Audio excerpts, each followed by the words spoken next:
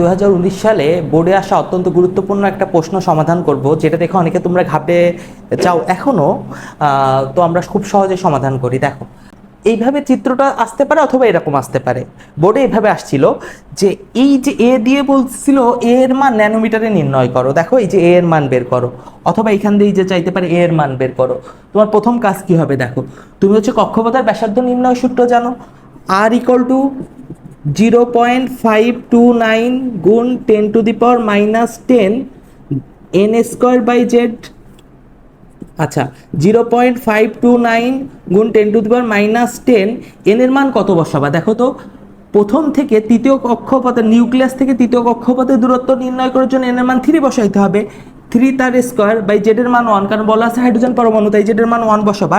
এখানে একটা মান বেরোবে, সেই যে মানটা বেরোলো তাকে 10⁻9 দিয়ে গুণ দিবা, তাহলে ন্যানোমিটারের মান বেরোবে। মানটা লিখে নাও, 1 মিটার ইকুয়াল টু 10⁻9 ন্যানোমিটার, আর 1 ন্যানোমিটার ইকুয়াল টু 10⁻⁻9 মিটার। খুবই ইম্পর্টেন্ট এটা।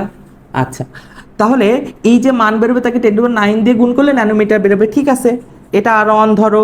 আর টু ইকুয়াল টু, তুমি নিউক্লিয়াস থেকে প্রথম কক্ষপথের ব্যাসার্ধ নির্ণয় করো, একই সূত্র, 0.529 গুণ 10⁻⁻10 আছে এন স্কোয়ার বাই জেড, মিটারে আসবে অ্যান্সার। 0.529 গুণ 10⁻⁻10 এন এর মান কত বসাবো? 1 বসাবো, আর জেড এর মান 1, সেটা বেরোবে হচ্ছে গিয়ে মিটারে। এই যে মানটা বেরোবে সেই মানটাকে যদি 10⁻9 দিয়ে গুণ দাও, ন্যানোমিটারে বেরোবে।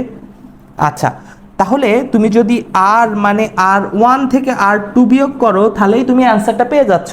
দেখো, এখান থেকে এটুকের দূরত্ব আর এখান থেকে এটুকের দূরত্ব, এই দুটো বিয়োগ করে দিলেই তো এই দূরত্বটুকু বেরোয়।